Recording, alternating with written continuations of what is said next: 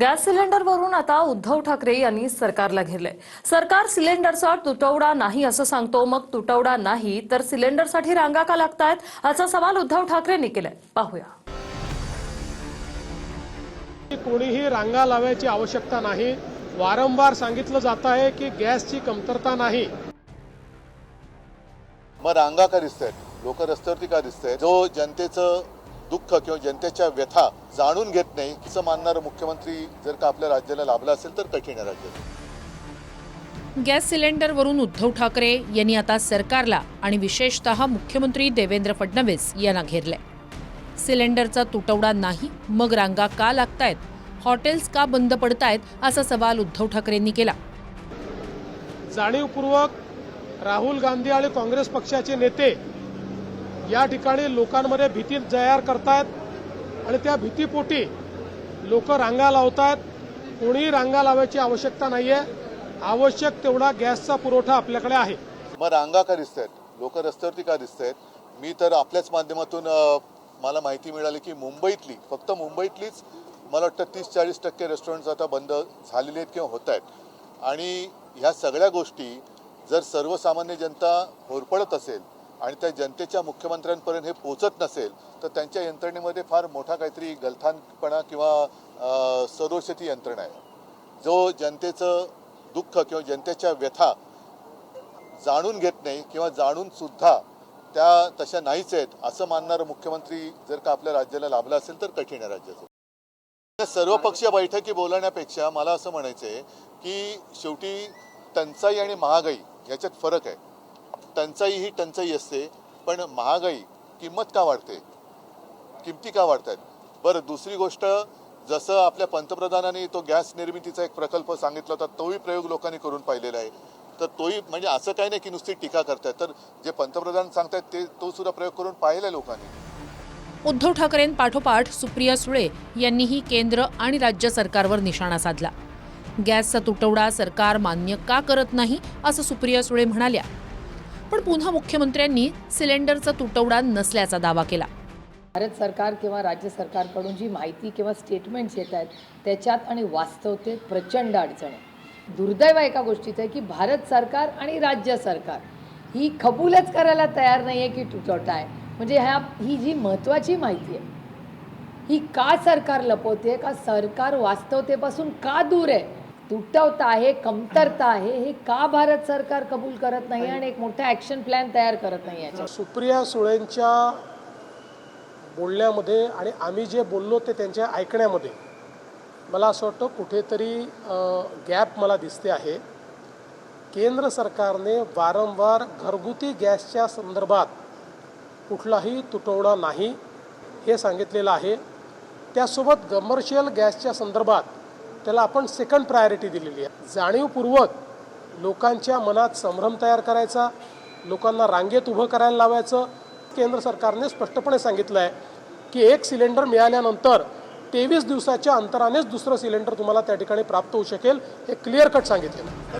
काँग्रेसचे ज्येष्ठ आमदार नाना पटोले यांनीही विधानसभेत सिलेंडरचा प्रश्न उपस्थित केला। व्यावसायिक सिलेंडर बंद झाल्यानं हॉस्टेलमध्ये जेवण बंद झालं आणि त्यामुळे ऐन परीक्षेच्या काळात विद्यार्थ्यांना निघून जाण्याच्या सूचना देण्यात आल्या असं पटोले म्हणाले। तर अन्न पुरवठा मंत्री छगन भुजबळ यांनीही महाराष्ट्रात सिलेंडरचा पुरेसा साठा असल्याचा पुनरुच्चार केला।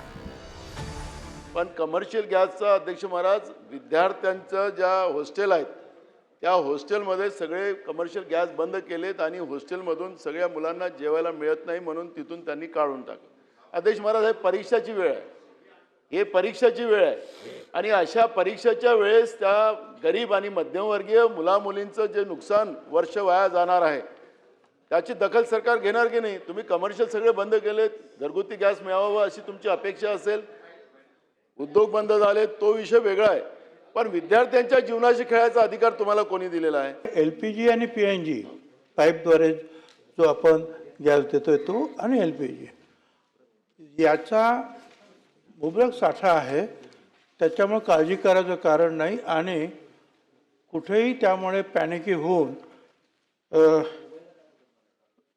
रांगा लावणे किंवा ब्लॅक मार्केटिंग करणे वगैरे हे होता कामा नये। त्यामुळे आम्ही प्रत्येक जिल्हाधिकारी, SP आणि बाकीचे अधिकारी यांच्या कमिट्या नेमल्या. गॅस सिलेंडरच्या तुटवड्यावरून रांगा लागलेल्या असतानाच दिलासा देणारी बातमी आली आहे. LPG गॅस घेऊन शिवालिक जहाज गुजरातच्या मुंद्रा पोर्टवर दाखल झालंय. हॉर्मुझची खाडी पार करून शिवालिक जहाज गुजरातमध्ये दाखल झालं.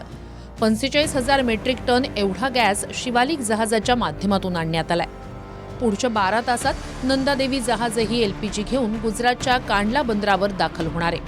नंदादेवी जहाजातही 46,000 मेट्रिक टन एवढा LPG आहे.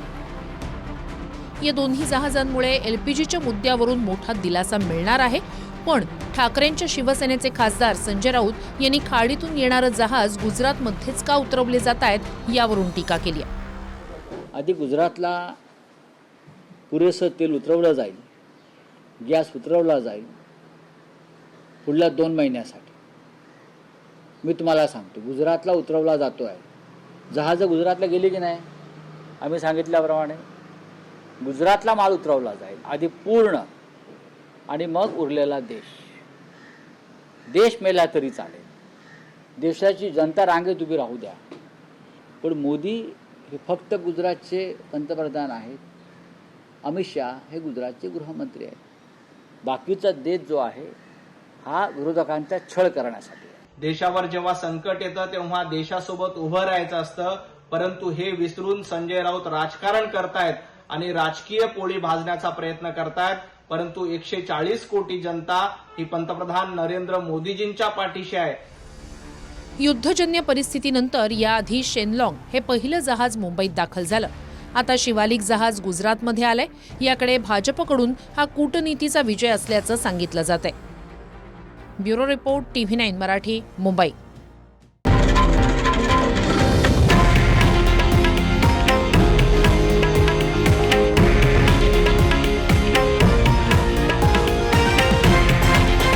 हे आहे देशातील नंबर 1 न्यूज नेटवर्क आणि आपण पाहत आहात TV9 मराठी, एकमेव.